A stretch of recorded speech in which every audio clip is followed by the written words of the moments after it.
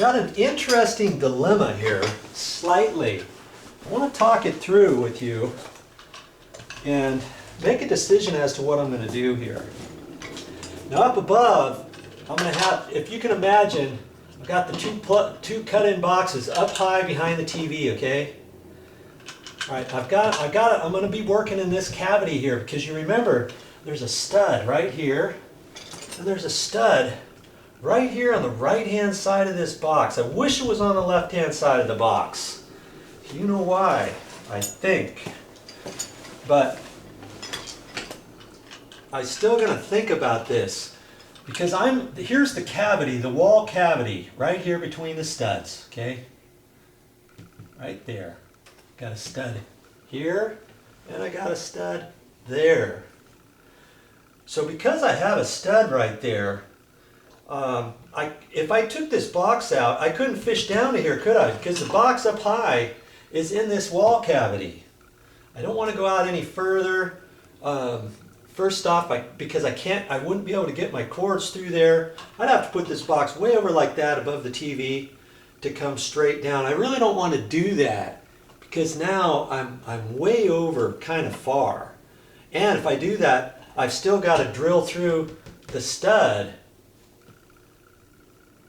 You know, actually I wouldn't have to up there with that, but I'm just not sure about that. That's why I'm kind of talking it through to make a final decision. Because if I'm in here up above, when I come down, I would have to pull this box out. I would have to drill a hole through the stud. I'd have to make that hole big enough because you remember, I want to come through with the cable for the TV, which is going to be screwed to this. And I'm going to come down with the DVD wires because I want to hide all those down inside the wall. I'd have to drill that hole and notch it out in such a fashion to get all those wires through there too. And I don't really want to do that. So I thought if I cut in another box here, because see, this is going to be behind the dresser anyways. More than likely, they're going to have a longer dresser here.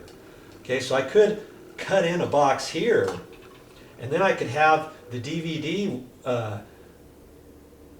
cables coming out of this box here, and I could have the actual TV cable come into this box, and then I'd have a plate on here with a hole in the middle. Then I could have it come out, and then it could come over and screw into there. You see what I mean? I could do that, right?